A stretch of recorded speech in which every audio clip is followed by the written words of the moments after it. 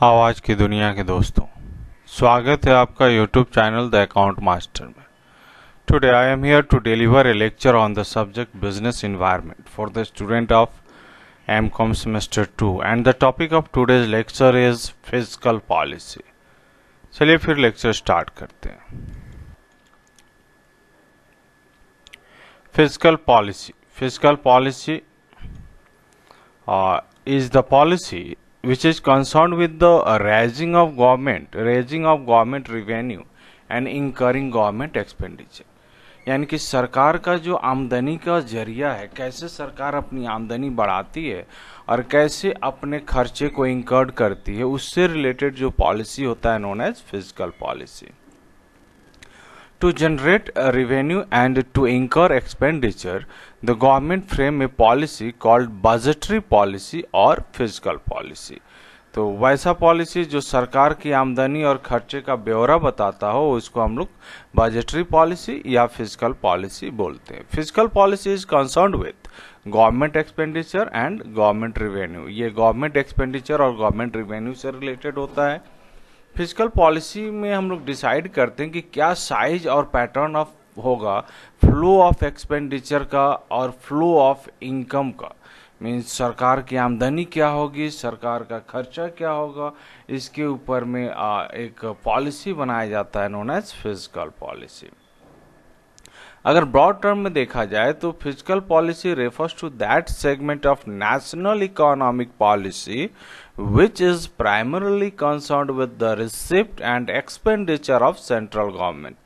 यानी कि ये ऐसा सेगमेंट है जहाँ पे सरकार गवर्नमेंट सेंट्रल गवर्नमेंट की आमदनी क्या है और खर्चा क्या है, उससे रिलेटेड ये पॉलिसी है।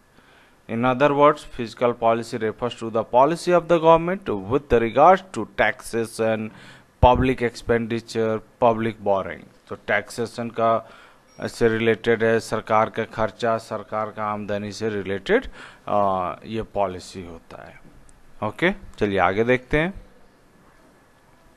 The importance of physical policy is high in under developed countries में क्या होता है कि फिजिकल पॉलिसी को इम्पोर्टेंस बहुत ज़्यादा दिया जाता है। बिकॉज अंडर डेवलप्ड कंट्री में क्या करते हैं हम लोग, सरकार ही कंट्री को चलाती है और सरकार को सोर्सेज और एप्लीकेशन ऑफ मनी के ऊपर में ज़्यादा ध्यान देना होता है। ये डेमोक्रेटिक सोसाइटी होती है, यहाँ पे डायरेक्ट मेथड जो है वो अप्रूव नहीं होता है, जिसके कारण से सरकार को कुछ रेगुलेशंस बनाने होते हैं जिसके थ्रू वो आसानी से अपने ऑब्जेक्टिव को फुलफिल कर सके।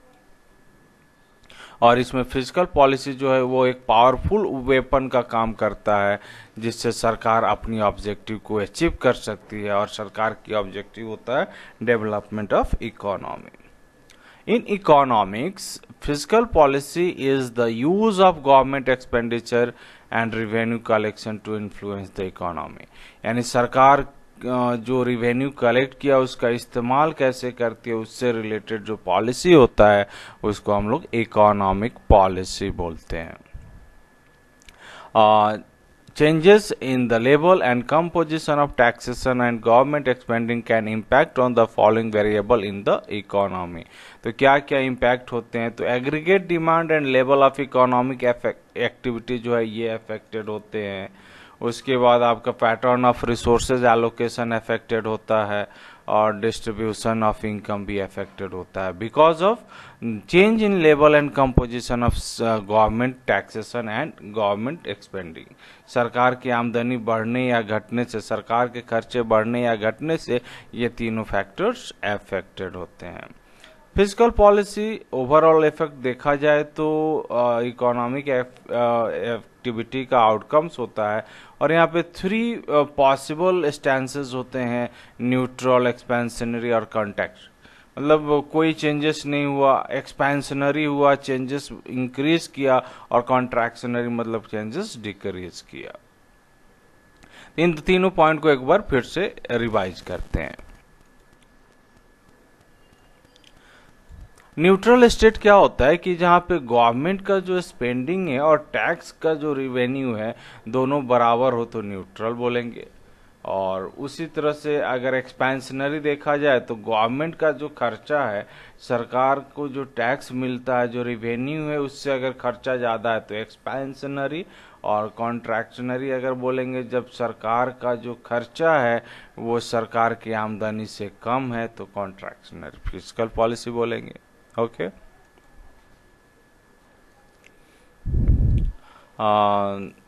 Fiscal policy combat recession was introduced by John Maynard Keynes. तो जॉन मेनार्ड कीन्स के द्वारा 1930 में ये दिया गया था as a response of depression. जब सिचुएशन आया था उस समय इसको लागू किया गया था। मेथड ऑफ फंडिंग, फंडिंग सरकार को पैसा कहाँ से मिलता है, यानी सरकार जो पैसा खर्च करती है वैरायटी ऑफ थिंग्स, जैसे मिलिट्री पे, पुलिस पे, एजुकेशन पे, हेल्थ केयर पे, तो वो सारा पैसा सरकार के पास कहाँ से आता है। तो ये जो पैसा है वो बहुत जगह से फंडिंग होता है। जैसे पहला सबसे इम्पोर्टेंट सोर्स है टैक्स, आम जनता जो टैक्स देती है उनसे सरकार के पास पैसा आता है। प्रिंटिंग ऑफ मनी से जो बेनिफिट होता है उससे पैसा आता है। उसके बाद borrowing money from the population resulting a financial deficit. जब सरकार फिजिकल डेफिसिट में जाती है तो सरकार क्या करती है, लोगों से बोरो करती है पैसा। और कंजम्पशन ऑफ फिजिकल रिजर्व जो होता है उसका इस्तेमाल करके भी हम पैसा लाते हैं। और सेल ऑफ फिक्स्ड एसेट्स, सरकार फिक्स्ड एसेट्स बेच के भी पैसा लेके आती है। तो ये सारा सोर्सेस है जिससे सरकार को पैसा मिलता है। यहाँ पे एक सोर्स है बी में देखेंगे तो साइनियोरेज है, जिसका मतलब होता है बेनिफिट फ्रॉम प्रिंटिंग मनी। तो प्रिंटिंग मनी प्रिंट करने से जो बेनिफिट हुआ दैट इज ओके। चलिए आगे देखते हैं। फंडिंग ऑफ डेफिसिट, जो डेफिसिट मतलब घाटा जो होता है सरकार का, घाटा मतलब जब सरकार ज्यादा खर्च कर दी और आमदनी कम हुआ, then difference amount is deficit. तो वैसे केस में सरकार क्या करती है, ट्रेजरी बिल इशू करती है, वैसे सिक्योरिटीज इशू करती है जिसको लोग खरीदते हैं, और जब सरकार के पास पैसा होता है तो वो रिफंड कर देती है। यानी कि देखा जाए तो सरकार कर्ज लेती है। कंज्यूमिंग सरप्लस, सरप्लस क्या होता है, तो जब सरकार खर्च कम की और टैक्स आमदनी ज्यादा हुआ, खर्च कम किए और जो बच गया पैसा सरप्लस कहलाएगा। क्लियर है, मतलब सरप्लस और deficit both are opposite to each other. खर्चा ज्यादा किए, आमदनी कम हुआ तो डेफिसिट कहलाएगा, खर्चा कम किए, आमदनी ज्यादा हुआ तो सरप्लस कहलाएगा। तो सरप्लस को क्या करेंगे हम, तो सरप्लस को सेव कर देंगे, सेव करेंगे। सरकार वैसे करेंसी फाइनेंशियल इंस्टीट्यूशन को लोन दे देगी, या जो अपना ये ट्रेजरी बिल बॉन्ड्स वगैरह इशू किए उसको वापस से खरीद लेगी, जिससे क्या होगा कि सरकार की जो बर्डन है वो कम हो जाएगी। Economic effect of physical policy, economic effect क्या है इसका, तो इकोनॉमिक इफेक्ट देखा जाए तो फिजिकल पॉलिसी जो है वो एग्रीगेट डिमांड को इफेक्ट करता है, इन्फ्लुएंस करता है। Aggregate demand means demand made by the whole citizen of the country. इससे क्या होता है, price stability, full employment, economic growth, ये जो इकोनॉमिक ऑब्जेक्टिव अचीव करना होता है ये अचीव करने में इफेक्ट करता है। कीन्स के द्वारा एक सजेशन दिया गया था कि अगर सरकार अपने खर्चे को एडजस्ट करे according to the tax rate, तो एग्रीगेट डिमांड जो है उसको चेंज किया जा सकता है। और this can be used at the time of recession और low economic activity as essential tool for building framework for the strong economic growth and working towards the full employment। तो जब रिसेशन का situation आता है तब ऐसा करने से फुल एम्प्लॉयमेंट के सिचुएशन की तरफ हम लोग बढ़ सकते हैं। The government can implement this deficit spending policy to stimulate trade due to its size and prestige. In the theory, this deficit would be paid by expanded economic during the boom that would follow. This was the reason behind the New Deal। तो ऐसा करने से economy में जो adverse situation आते हैं वो situations maintain किए जा सकते हैं। Government can use budget surplus to do two thing. Budget में जो सरप्लस होता है उसको दो चीजें करनी चाहिए, to slow the pace of a strong economic growth and to stabilize the price when inflation is too high. तो जब इकोनॉमिक ग्रोथ स्लो हो तो उस समय उसको पेस स्पीड करने के लिए जो सरप्लस है उसका इस्तेमाल किया जाए, और जब प्राइस गिर रहा हो, इन्फ्लेशन बहुत हो, तो उस समय भी इस सरप्लस का इस्तेमाल किया जा सकता है। किन्स के थ्योरी के अनुसार अगर देखा जाए तो removing fund from the economy will reduce level of aggregate demand and contract the economy, दस स्टेबलाइजिंग प्राइस। तो किन्स का ऐसा कहना था कि अगर हम eight the time of inflation हम मनी फंड को इकोनॉमी से बाहर कर दें, कम कर दें, तो वैसे में क्या होगा, डिमांड घटेगा, और डिमांड घटेगा तो ऑटोमेटिकली प्राइस जो है वो स्टेबल हो जाएगा। तो ये फिजिकल पॉलिसी का इफेक्ट है। आगे देखते हैं। Some classical and new classical economics जो थे वो फिजिकल पॉलिसी के बारे में एग्री करते हैं कि ये this view is known as treasury view, और इसमें कीन्स के जो थ्योरी है उनको रिजेक्ट किया जाता है। ट्रेजरी व्यू के अनुसार देखा जाए तो ब्रिटिश ट्रेजरी जो कीन्स के थ्योरी को 1930 में अपोज किया था, द सेम जनरल आर्गुमेंट है repeated in new classical economics. New classical में भी सेम वही पॉइंट रखा गया कि डेफिसिट बजट जो होता है, fund will need to come from the public borrowings. मतलब सरकार डेफिसिट बजट को सरकार लोगों से बोरोइंग कर्ज लेकर के, मतलब गवर्नमेंट बॉन्ड इशू करके या ओवर से बाहर से पैसा मंगा करके या प्रिंटिंग ऑफ न्यू मनी करके जो डेफिसिट है उसको मेंटेन किया जा सकता है। When the government fund deficit with release of government bond, new interest rate can increase across the market. जब गवर्नमेंट फंड बाजार में लाएंगे सरकार, तो इंटरेस्ट रेट जो है वो बाजार का इंक्रीज हो जाएगा, और जिससे एग्रीगेट डिमांड में कोई लोअर एग्रीगेट डिमांड है उसमें कोई अंतर नहीं आएगा। तो इस तरह से हम बोलते हैं कि जो ये कंसेप्ट है ये सिस्टर ऑफ मॉनेटरी पॉलिसी, एक तरह से मॉनेटरी पॉलिसी ही यहाँ पे बोला जा रहा है नियो क्लासिकल इकोनॉमिक्स के द्वारा, जो कीन्स थ्योरी को अपोज करते थे। क्लासिकल व्यू में देखा जाए तो फिजिकल पॉलिसी जो है वो नेट एक्सपोर्ट को डिक्रीज करता है।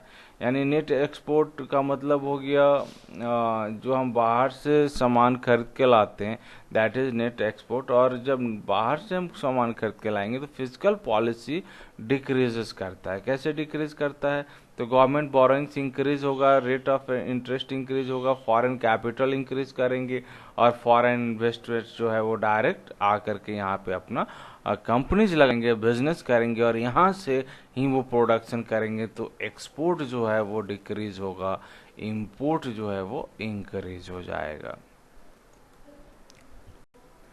और अदर पॉसिबल प्रॉब्लम जो है फिजिकल पॉलिसी के द्वारा, तो देखा जाए तो इसमें टाइम गैप होता है पॉलिसी बनाने में और इकोनॉमिक में उसको लागू करने में। तो देखा जाए तो फिजिकल पॉलिसी जो है वो एक तरह से इन्फ्लेशन को लीड करता है। मीन्स अगर इंक्रीजिंग डिमांड होगा तो ये जो आपका इन्फ्लेशन का सिचुएशन है, may be it will occur. Okay, चलिए आगे चलते हैं। The fiscal policy is designed to achieve certain objective as follows। तो फिजिकल पॉलिसी क्या ऑब्जेक्टिव अचीव करती है, तो उसको हम लोग देखते हैं one by one, point wise. Development by effective mobilization of resources. तो मोबिलाइजेशन ऑफ रिसोर्सेज को इफेक्टिवली डेवलप किया जाता है बाय यूजिंग फिजिकल पॉलिसी। तो प्रिंसिपल ऑफ फिजिकल पॉलिसी का इस्तेमाल करके हम लोग रैपिड इकोनॉमिक ग्रोथ कर सकते हैं, डेवलपमेंट कर सकते हैं। तो फाइनेंशियल रिसोर्सेज जो है मोबिलाइज कैसे होगा, तो टैक्सेशन के थ्रू होगा। दूसरा है पब्लिक सेविंग्स के थ्रू होगा। तीसरा है प्राइवेट सेविंग्स के थ्रू होगा। तो ये तीन मेथड है जिससे हम क्या करते हैं, पैसा बचा करके रिसोर्सेज को वन जगह से दूसरी जगह मूव करते हैं, मोबिलाइज करते हैं, और जिससे देश का इकोनॉमिक ग्रोथ होता है। दूसरा efficient allocation of financial resources. Financial resources का सही जगह पे सही तरीके से इस्तेमाल करके भी हम लोग इकोनॉमिक ग्रोथ कर सकते हैं। जनरली ऐसा देखा जाता है कि जो रिसोर्सेज है फिजिकल पॉलिसी में वो उसी जगह पे एस्टैब्लिश की एलोकेटेड किया जाता है जहाँ पे goods and services socially desirable हो, ज़रूरत हो वैसे जगह में। जिससे क्या होता है कि इंकरेज होता है production of goods and services, और जिसके कारण से जो अनडिजायरेबल प्रोडक्ट है वो डिस्करेज हो जाते हैं, तो सही एलोकेट किया जाता है। नेक्स्ट है reduction in inequalities of income and wealth. Income and wealth को रिड्यूस किया जाता है। कैसे रिड्यूस किया जाता है? तो सरकार टैक्स लेती है, जो रिच पर्सन है उससे ज़्यादा टैक्स, जो लोअर इनकम ग्रुप है उनसे कम टैक्स लेती है, जिसके कारण जो गैप है बिटवीन रिचर एंड पुअर वो कम होता है। और इसके अलावा भी सरकार क्या करती है? पॉवर्टी एलिविएशन प्रोग्राम अपनाती है, जिससे poor people in the society का कंडीशन को सुधारा जा सके। Price stability and control of inflation. Physical policy के थ्रू प्राइस स्टेबल किया जाता है और इन्फ्लेशन को भी कंट्रोल किया जाता है। एम्प्लॉयमेंट जनरेशन, प्राइस स्टेबल होगा, इन्फ्लेशन कंट्रोल करेंगे तो एम्प्लॉयमेंट जनरेट भी होगा, नया इंडस्ट्रीज लाएंगे, नया फैक्ट्रीज लगाएंगे तो नया एम्प्लॉयमेंट का भी जनरेशन किया होगा ऑटोमेटिकली। नेक्स्ट है balanced regional development. Balanced regional development, सरकार जो इंडस्ट्रीज लगाएगी या फिजिकल पॉलिसी का जो मूवमेंट ऑफ रिसोर्सेज होगा, मोबिलाइजेशन होगा, वो सरकार वैसे जगहों में करेगी जो बैकवर्ड एरियाज है, वहाँ पे कैश सब्सिडी देगी, कंसेशन इन टैक्स देगी, ड्यूटीज में छूट देगी, टैक्स हॉलीडेज देगी, जिससे लोग क्या करेंगे कि वैसे जगहों में जा करके बिजनेस एस्टैब्लिश करेंगे। एक तरह का आपने सुना होगा says, special economic zone create करेगी, जहाँ पे बिजनेस एस्टैब्लिश होगा और बैलेंस्ड इकोनॉमिक डेवलपमेंट होगा। नेक्स्ट है reducing the deficit in the balance of payment. जो बैलेंस ऑफ पेमेंट में डेफिसिट होता है उसको रिड्यूस किया जाता है बाय फिजिकल पॉलिसी। तो फिजिकल पॉलिसी में जो एग्जाम्पशंस देते हैं हम लोग एक्सपोर्ट पे या एक्सपोर्ट की कमाई पे सेंट्रल एक्साइज ड्यूटी में जो एक्सपेंशन देते हैं, इससे क्या होता है कि जो इंपोर्ट एक्सपोर्ट होते हैं वो ज़्यादा होते हैं और फॉरेन रिजर्व्स इंडिया में ज़्यादा आते हैं, जिसके कारण से जो बैलेंस ऑफ पेमेंट में डेफिसिट होता है उसको रिड्यूस किया जा सकता है। कैपिटल फॉर्मेशन, जो सर फाइनेंशियल पॉलिसी के अनुसार सरप्लस होता है उसको हम लोग कैपिटल फॉर्म कर सकते हैं। सरकार क्या करती है कि वैसे जगहों पे जहाँ पे बिजनेस नहीं है वहाँ बिजनेस कैपिटल फॉर्म करती है, बिजनेस एस्टैब्लिश करती है, ताकि लोगों जो वहाँ के सोसाइटी है, लोकल है, they will get benefit of this capital formation. Increasing national income, obvious है कि more factory establish the more economic development and national income will increase. तो फिजिकल पॉलिसी का ये एम होता है कि वो national income of the country को इंक्रीज करे। डेवलपमेंट ऑफ इंफ्रास्ट्रक्चर, तो डेवलपमेंट ऑफ इंफ्रास्ट्रक्चर भी करना फिजिकल पॉलिसी का एक मेन ऑब्जेक्टिव होता है। और गवर्नमेंट इसको कैसे इंफ्रास्ट्रक्चर पॉलिसी डेवलप करती है? तो बाय यूटिलाइजिंग टैक्सेशन, और टैक्सेशन से सरकार क्या करती है कि इंफ्रास्ट्रक्चर ऑल इकोनॉमिक सेक्टर को बूस्ट करने के लिए इंफ्रास्ट्रक्चर बनाती है। फॉरेन एक्सचेंज अर्निंग इंक्रीज होता है because of physical policy. Physical policy से हम क्या करते हैं? Import export, sales tax, octroi, custom duty, ये सारे में एग्जाम्पशंस देते हैं, जिससे लोग क्या होते हैं कि ज़्यादा से ज़्यादा इंपोर्ट करते हैं, एक्सपोर्ट करते हैं, जिससे सरकार को फॉरेन रिजर्व्स, फॉरेन एक्सचेंज ज़्यादा मिलती है और उससे बैलेंस ऑफ पेमेंट का जो डेफिसिट होता है वो सॉल्व होता है और फॉरेन एक्सचेंज रिजर्व सरकार के पास ज़्यादा हो जाते हैं। तो कंक्लूजन में देखा जाए तो कंक्लूजन में जो फिजिकल पॉलिसी है, जैसे फिजिकल पॉलिसी का जो ऑब्जेक्टिव है, जैसे economic development, price stability, social justice, ये सारा चीज़ public expenditure, taxation, borrowing, deficit, इस सब से इफेक्टिवली यूज हो जाता है। तो ऐसा कहा जा सकता है कि फिजिकल पॉलिसी जो है वो it is a important policy, और इसके बिना किसी भी डेवलपिंग कंट्री का इकोनॉमी डेवलप्ड होना मुश्किल है। भारत जैसे इकोनॉमिक डेवलपिंग कंट्री के लिए फिजिकल पॉलिसी मोस्ट इम्पॉर्टेंट है, और देश में इकोनॉमिक ग्रोथ के लिए ये एक इम्पॉर्टेंट पिलर है। The success of fiscal policy depend upon taking timely measures, their effective administration during the implementation. Okay, I hope this lecture highly beneficial to the student of MCOM semester 2. and different scholar who wants to know about fiscal policy. Thanking you. Be happy and make someone happy. Have a great day. Thank you.